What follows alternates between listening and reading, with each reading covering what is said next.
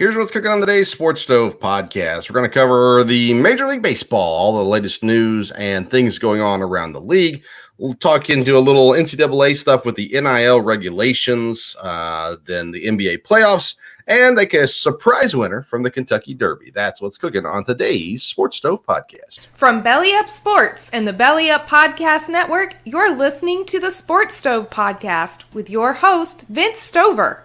Hey, good looking, what you got cooking? How's about cooking something up for me?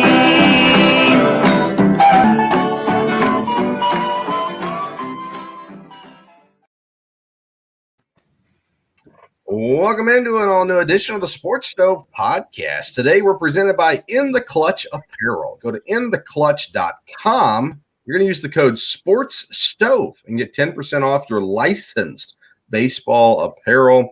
Intheclutch.com, the newest addition to the Belly Up Media family, and we're excited to be a part of that as well. So go to intheclutch.com, check out all the t-shirts that they've got, sweatshirts, things like that as well. Again, licensed apparel from Major League Baseball and the athletes, as well as other leagues. They're expanding into other leagues here shortly, but nonetheless, go there, use the code SPORTSSTOVE, get 10% off your purchase, and you will not regret it. Welcome into a new edition. This is a Monday edition of the Sports Stove podcast. I am joined, as I am most Mondays, by my dad, Dale Stover. Dad, you doing all right today? Doing good. Lot going on. So, yeah, probably should have had Mom on for Mother's Day, but we'll stick with Dad. Happy Mother's Day to all the mothers out there as well. Dad, it's funny. I was doing some prep work for the show, and there's just not a ton to talk about, honestly. There's NBA playoffs, there's NHL playoffs, there's USFL football going on, racing and different things, but it's kind of a slow weekend in sports, wouldn't you say? Yes, as far as big things, of course, like I said, you never know. That can change in a day. All of a sudden, the way things go on with trades and stuff like that. And I think, we're still looking to see if anything's going to happen in football with Baker Mayfield and some of that. And then that may cause a ripple effect. But it looks like that may just wait until we get closer to training camp. But, and of course, you never know what happens, with baseball, we had the crazy umpire last week, and you just never know what's going to happen. So, ain't that the truth? All right. The one that stays consistent is the Cincinnati Reds, still horrible. But outside of that, there is a lot of question marks. Let's start off with Major League Baseball topics today. And Chris Sale, we had a lot of conversation about him before fantasy baseball drafts. When is Chris Sale going to return? How important is he going to be to the Red Sox? Well, the Red Sox are sitting in last place in the East, and Chris Sale has had yet another setback with his injury and looks like he's still going to be out for a while longer. With pitchers, I always get scared the longer they're out, especially if they don't hit their marks to come back. And Chris Sale, towards the end of last season, looked like he was going to be back, and kind of looking into the new season, just things keep going bad for him. Yeah, it really is. And like I said, we talk about how will it affect the Red Sox. Well, obviously, that's pretty easy to see at this point. So, because they are struggling. And, you never know when, some pitchers just, snap right back and don't have any problem. But some are never the same again. So you never know. Do you think Chris Sale being back would actually help the Red Sox? Well, it wouldn't hurt them, that's for sure. But, I don't know. Maybe some of it, it might help just from a mindset, positive standpoint too. So, you never know. That's a good point. I'm going to pull up some stats here from the Red Sox pitchers. Let's see here. Their top pitchers is Eovaldi, Pivetta, and Wacha. Actually, Halka started the most games, or played the most games. Sorry, not started the most games. Right now, Wacha is 3-0, win to loss. Pavetta's 0-4. Eovaldi's 1-1. So, nothing great there. I'm looking at where's their ERAs? There we go. Pavetta's over 6 ERA. Eovaldi just under 3. Wacha at 1.38. So they definitely have some decent pitching from Wacha, especially. Eovaldi's not been bad. But yeah, you definitely need some more arms in there. Let's see here. Looking to see Rich Hill started 5 games. 0-1, not a lot to show for there. He's under 3 in an ERA as well. But yeah, Chris Sale could definitely, like you said, it wouldn't hurt at the very least. And Waka just went on the IL, so there you go. So more pain to Boston. I looked at the standings halfway through Sunday, and Boston last in the East. They Baltimore is above them now. The rainouts that have happened this weekend. Baltimore's played 3 less games than Boston, but so Boston 10-19, Baltimore 10-16. This is on Sunday. I mean, Boston's not going to be the last place in the East, are they? Well, you never know. I mean, we expect Baltimore to improve some during the year, but we didn't expect them to be above Boston. But we'll see. Yeah, that's Orioles playing doubleheader against Kansas City on Sunday. A win or two puts them right above. That's crazy to think, as bad as Baltimore is. But another team who's had a player that hasn't played for them at all this year, Robinson Cano and the New York Mets.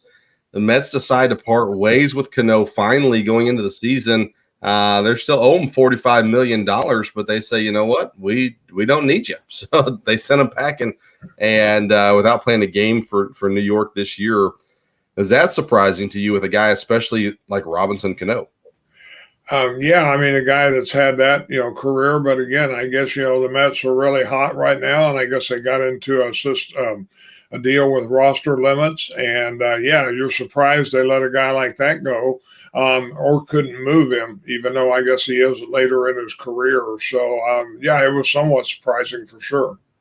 So Cano, he did appear in 12 games so far this season, 3 RBIs, 11 total bases, 11 strikeouts, batting 195. Jeff McNeil's been playing second base more regularly there, and he's had an okay season to get started as well. So, yeah, the veteran Robinson Cano sent packing, looking for a new place to play. I'm not sure what kind of team would want Robinson Cano right now, but I'm sure there's somebody out there that'll take him as well. You would assume would go after him, would be my guess at least, right?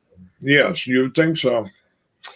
Looking at these divisions, these East divisions are both, to me, the most intriguing so far.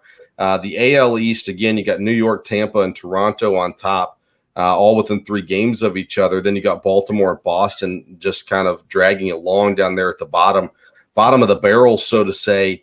And then you look at the National League East, and there's still only one team above 500, and that's the New York Mets, with Miami in second, then Atlanta and Philly, then Washington trailing behind those teams. So last year, the National League East was bad all season. They weren't good. They ended up getting a World Series out of it, but still they were the worst division in baseball last year. It looks like they're kind of following that up this year, and I'm surprised when you're talking about teams like Atlanta and Philly with the amount of talent that they have, struggling to get to 500. Yeah, you would think Atlanta and Philly are going to make a move here. And again, we're pretty early in the season, so I would think, they're going to get in the hunt. Miami's been a surprise, so will they stay up there? It looks like the Mets are definitely the power in that division, but I would expect, both the Braves and the Phillies to be more of a factor before it's over. Yeah, Miami, I'm not putting a whole lot of credit into right now. I mean, they're under 500. They're 13-14 as of Sunday.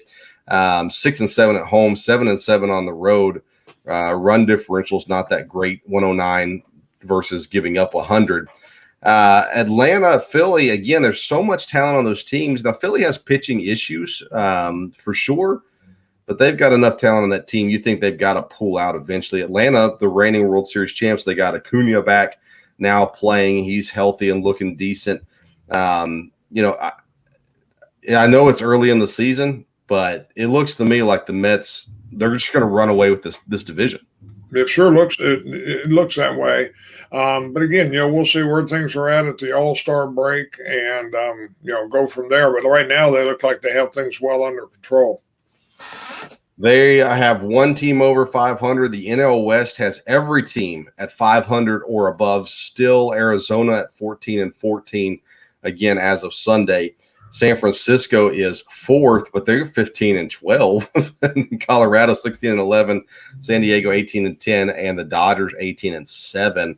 Again, we talked about this a little bit recently, but it seems like this division, there's not going to be a runaway in the NL West. Everybody's going to hold in there and at least make Los Angeles sweat a little bit going into the playoffs. Yes, it looks that way. It looks like by far it's the strongest division. And, San Diego, we've expected them to be good for a year or so, and it looks like they are. The Giants, I think, are going to play well, and Colorado's been a surprise. And with that ballpark, they can play well there. Like you said the other day, Bryant's out and he comes back. That'll only help. So, that could be a real fun division before it's over.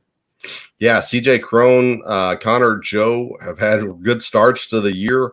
Blackman has seemed to revitalize his career a little bit this year, too. Last year was a really poor year for him, so he's pulling back around as well. And once they get Bryant back, that adds some extra power to them. When you look at the pitching side of Colorado, when I looked at them going into the season, talking mainly fantasy baseball, but I guess real baseball too, I said, I'm staying away from every single one of these pitchers.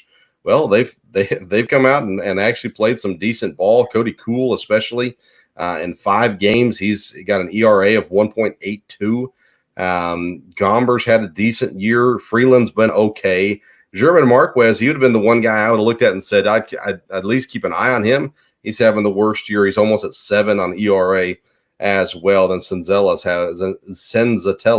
has had a decent or okay start so far as well to the season. So with the pitching working out for Colorado, the batting's doing their job as well.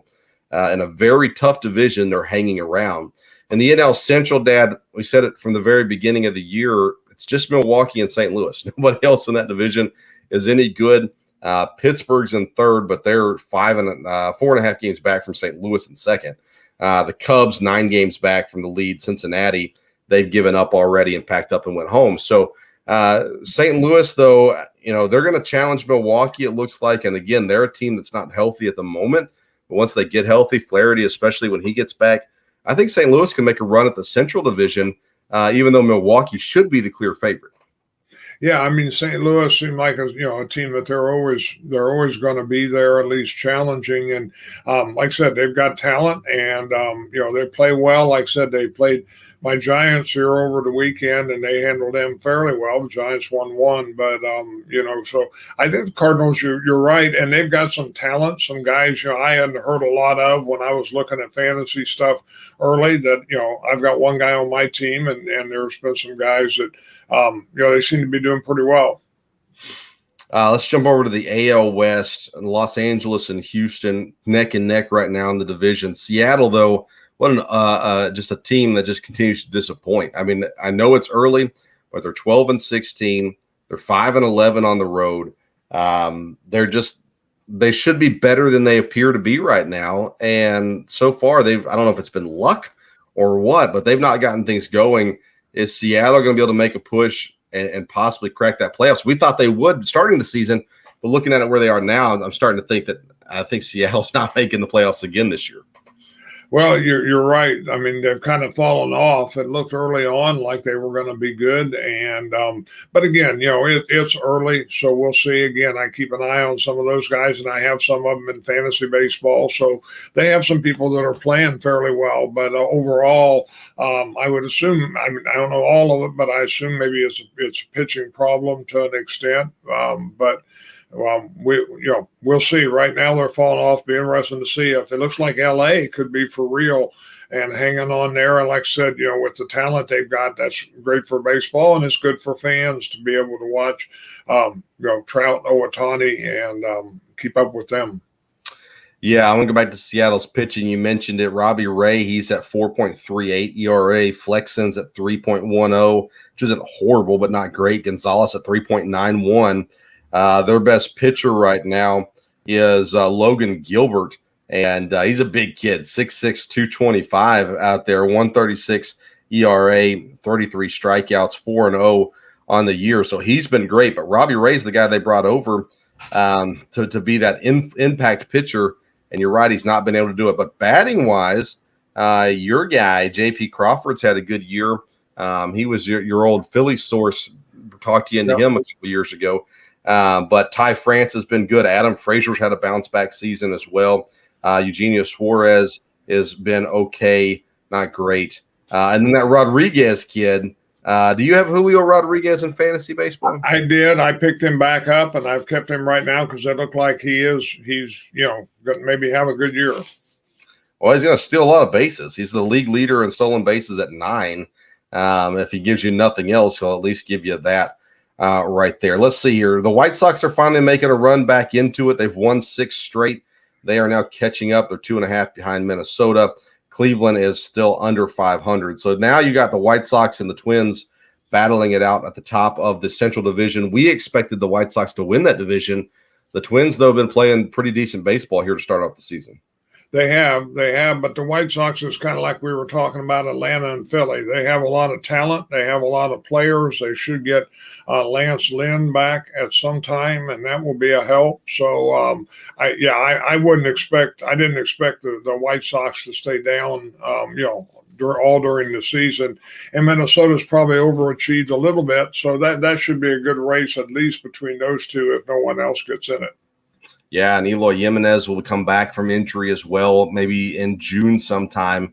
So you get Lance Lynn and Jimenez back, and things might look up for Chicago, but they're already looking up as they've turned the events around. One of the things that teams can consider to do as they get later into the season and as maybe struggles happen is to go up and call up some of your top prospects. And we've already seen this week the Diamondbacks called up their top outfielding prospects. Seattle called up a pitcher as well. Baltimore says that here by the end of May, Adley Rutschman will be called up as well, the catcher, number 1 prospect or 2 prospect in all of Major League Baseball, depending on who you look at.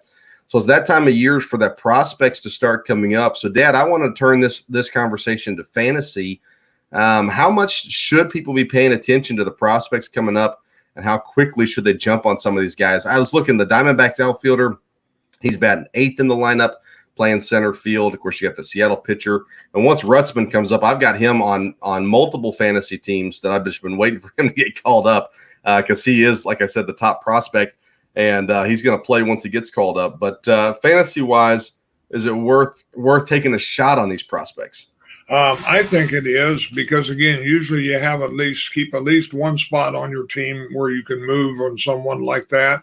And, especially, if you're in a keeper league, then you want to, a prospect can help you for a long time. But I always think it's good. I mean, if a guy is coming up and has potential to get hot, have him. And, again, if it's just short-lived, then, you can do what you need to do with that. But yeah, I think at this point, most of the good players are pretty much taken in fantasy. So, guys, either a veteran having a surprisingly good year or a rookie coming up is something, you want to keep an eye on, obviously.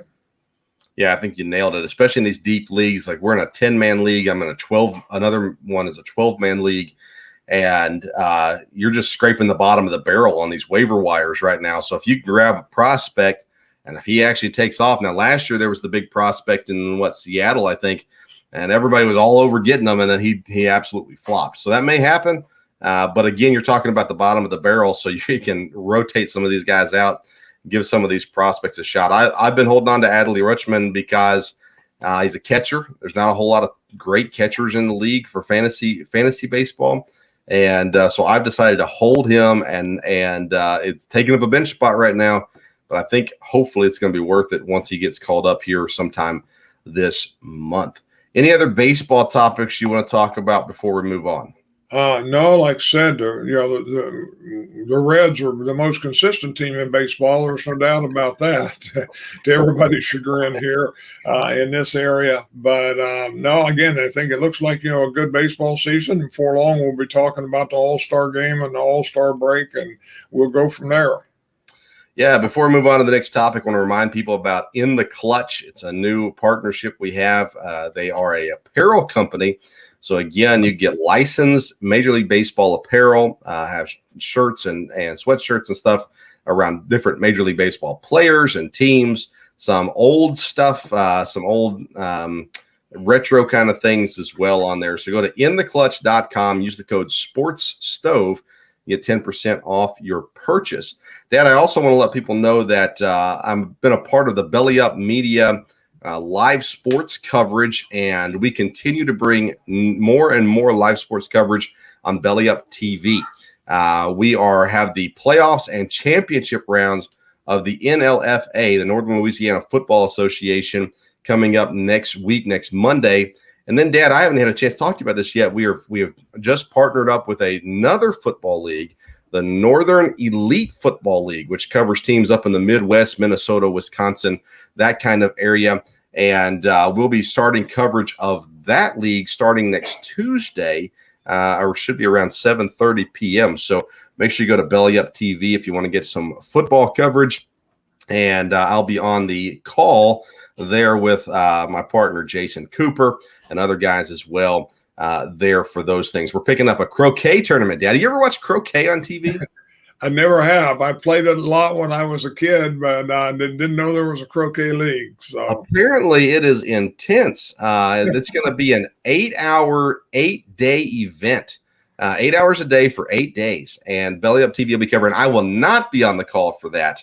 I opted out of that in my Belly Up contract. But we've got lots of football. We're going to be adding a basketball league hopefully soon, possibly some fighting leagues as well. So a lot of stuff going on. Go to Belly Up TV. You can find it on the Fox D network on your Roku TVs. You can find it on Tiki Live as well. There is a Belly Up channel on your Roku as well. So lots of places to find it, or on your web browser, bellyup.tv. You can find all those sports there as well. Okay, let's move on. NCAA, Wichita State, Dad, fired their athletic director because he was not doing enough with the NIL as the college wanted him to do.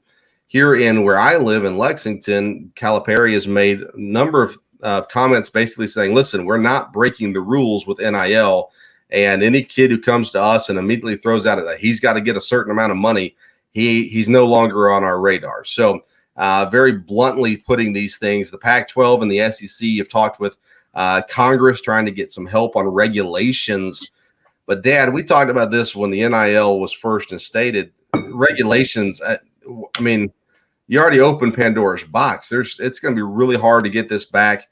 Boosters have taken full advantage of this, offering kids all kinds of money to come to the school, and it's just become pay to play. That's all it's been here so far for the most part for this NIL. Is the NIL any kind of regulations? Will it ever be fixed?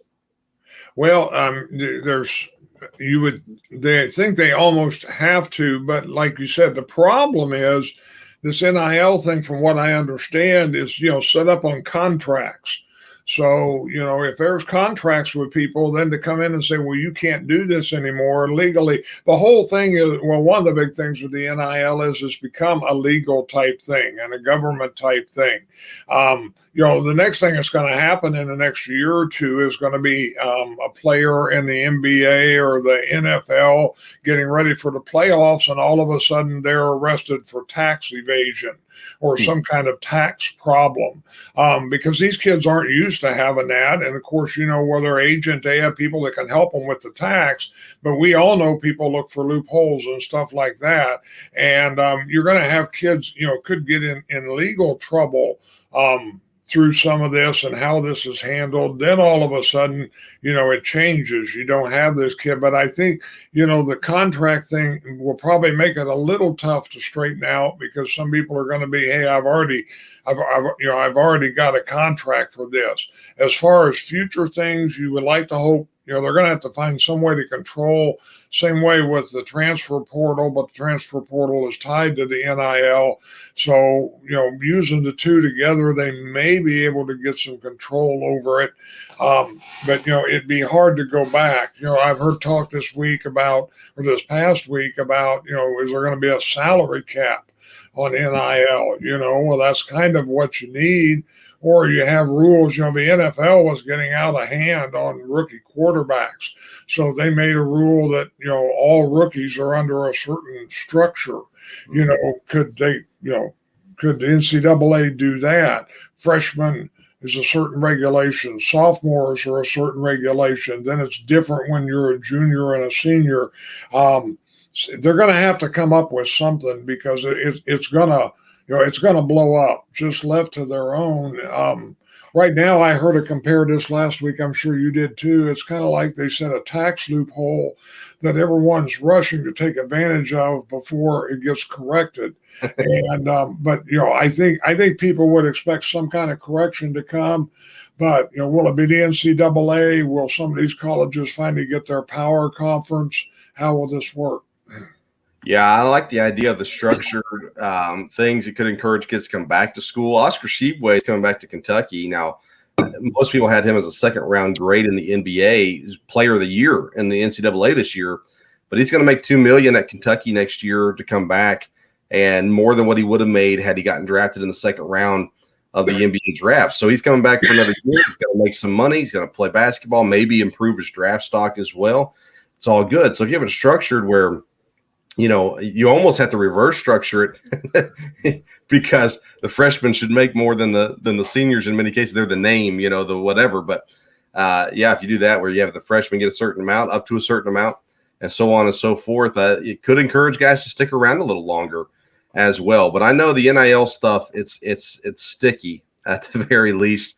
And the boosters, you knew they were going to take advantage of it, and boy, did they. Some universities are taking advantage of it as well. All the smart universities are taking advantage of NIL, but some of them are doing it more legally than others. We knew this was going to be an issue, and you can't pay college kids across the board. You just can't do it fairly. You can't do it in a way that it's fair for each university and everything like that. The big universities are going to eat still in this situation, and you're going to get other universities that grab one or two big old stars here and there because of NIL opportunities. But I hated to see the Wichita State AD fired, but you got to adjust with the times too, right? Now, we're not talking about doing stuff illegally, but if you're at a school like Wichita State, I don't know what you expect out of an NIL situation there, because it's not like you're at Kentucky, Texas, Georgia, Alabama. It's Wichita State. I don't know what you expect the athletic director to do. Any ideas for those kinds of schools? No. I mean, again, it gives even the smaller schools a chance for kids to make some money, which originally is what everyone said the idea of this was about. But no. And again, if they don't do something, like you said, they'll just, bigger schools will get people. It's really the same way with Kentucky. It's fine for Coach Calipari to say, well, okay, we're not going to go after them, okay? But, let some team in the conference all of a sudden get 3 guys that they could have gotten, or, is everybody going to be in agreement with that? So they've got to, everybody's got to get that. You get it back under control. And like I said, this has been going on for a while, but it wasn't legally. I remember a long time ago, I saw a highlight, and I remember when SMU in football got the death sentence, and I saw, I think it was a 30 for 30 or something like that. And I was so intrigued to watch that, because I remember when it happened, but had no idea how that was. And basically it was just businessmen, alumni in Dallas decided, we're going to compete with Texas and Texas A&M, and they went out and got everybody, and of course made the big thing with Dickerson and got him.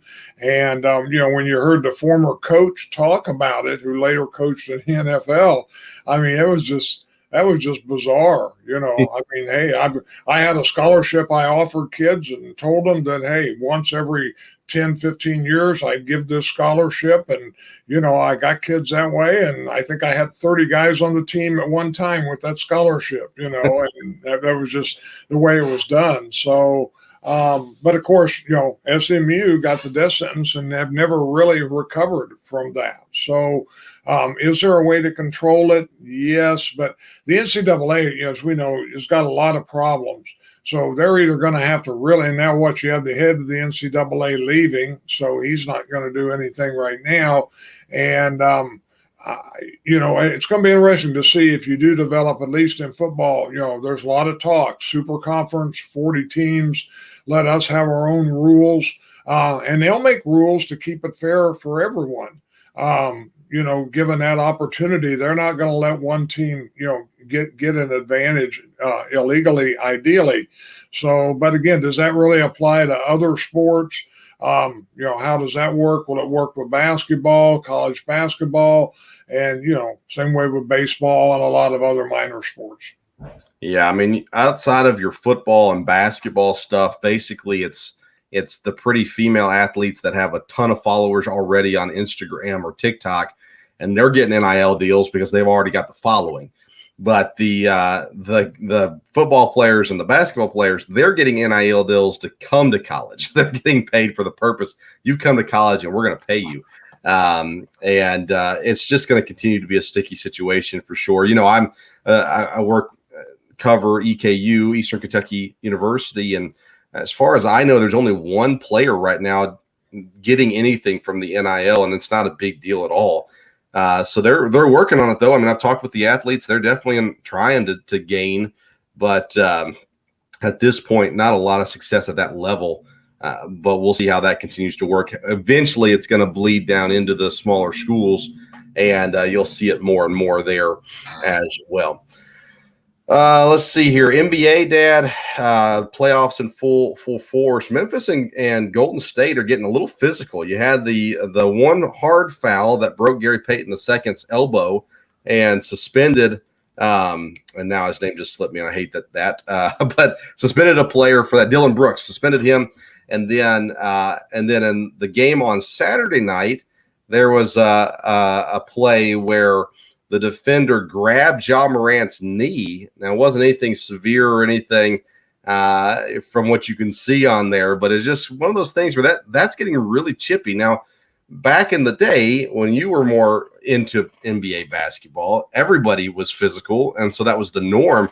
This playoff, I feel like this playoffs as a whole has been a lot more physical than what modern-day NBA games have seemed to be, but I don't know. Have you noticed anything within the physicality of the NBA so far? Well, yeah, I've been surprised when I watched it this year just to see. To me, it's much more physical, just a lot more grabbing and stuff like that. You're right. Back in the day, it was physical, but it seemed like it was a little bit different, and maybe people were prepared for it more. But I don't know what if the NBA can or will do anything. But you get a guy like John Moran getting hurt out in the playoffs, that kind of affects everything there. I mean, you like to see teams, battling hard, and you like to see rivals, but you just have to,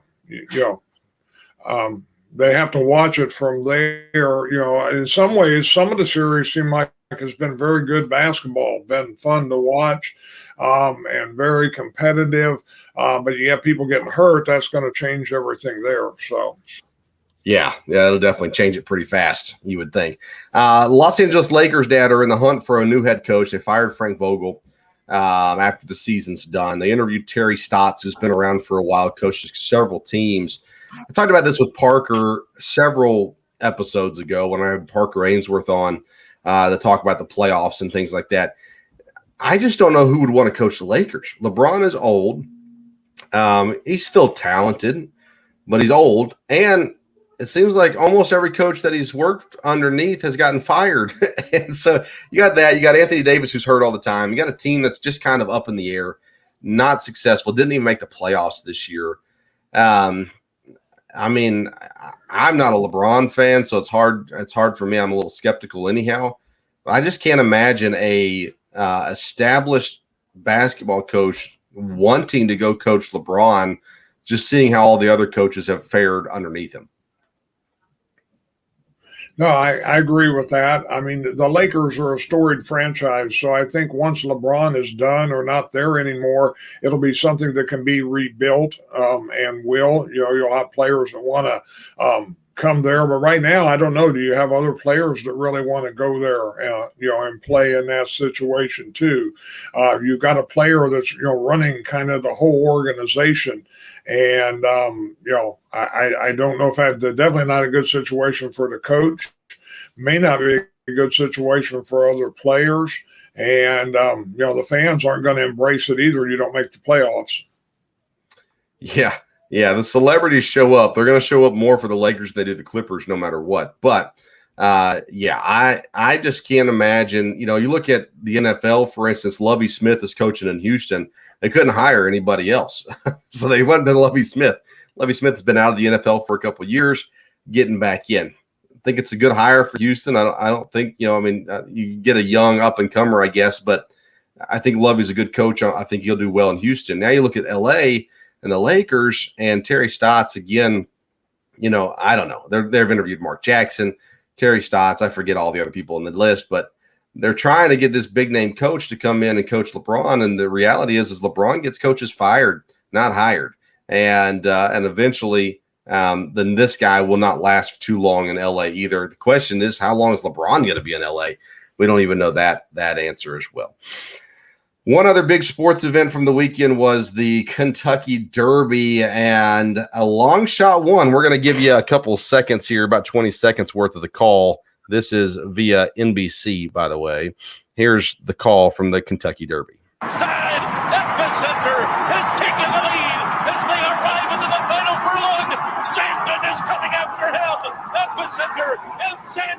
These two stride for stride. Simplification down the outside is next. They're coming down to the wire. Epicenter's ended. Rich Strike is coming up on the inside. Oh my goodness! The longest shot has won the Kentucky Derby. There you go. Rich Strike comes along the side right towards the end and passes the leaders. He was the longest shot to win the Kentucky Derby. Pulls it off. I saw a thing where he was purchased for $30,000. The owner won $1.something million. Had you bet $30,000 on this horse, you would have won $2.6 million and actually won more than the owner if you would have put in the same amount of money. But the Kentucky Derby is one of those events every year that, whether or not you like horse racing, a lot of people will tune into it. Of course, it's a big deal around here. Where I live, we've got a track here in Lexington. Of course, Churchill Downs is in Louisville, but horse racing is huge around here. Everybody loves it, whatever. But to have such an exciting race in the way it ended, a lot of fun. And for me, it's always just, you want to see the underdog win, especially in horse racing. He comes through and wins big, and just another eventful Kentucky Derby this year. Dad, any thoughts on Rich Strike and the Kentucky Derby? Oh, it was interesting. We watched it. My wife always loves to watch the Kentucky Derby, not necessarily the 3 hours of the preface to it, but when you get to the race time. And so I watched the last half hour, 45 minutes. So I kind of knew, okay, there's four horses that, any of these four could kind of win it. They're up there at the top. And so it was real exciting to see this. I don't know a lot about horses or horse racing necessarily, but you can see this horse. I mean, once he started going, he just passed everybody. I mean, his speed was amazing coming up in the rider who had never been in the Kentucky Derby before. I mean, they went in between people, went around people, and once he got him, in the opening there, and you don't always, to me, see that when I've seen horses not that big of underdog, but you see horses maybe a surprise winner, but a lot of times they'll get out in front and they'll keep the lead, and then when they come around, the last corner, last turn, it's like, wow, they're still in the lead. Can they hold on? But you didn't see this kind of coming, except all of a sudden, isn't that a horse that's coming up from the back? And here he gets on the inside. And once he started to make the move, you thought he's not going to slow up.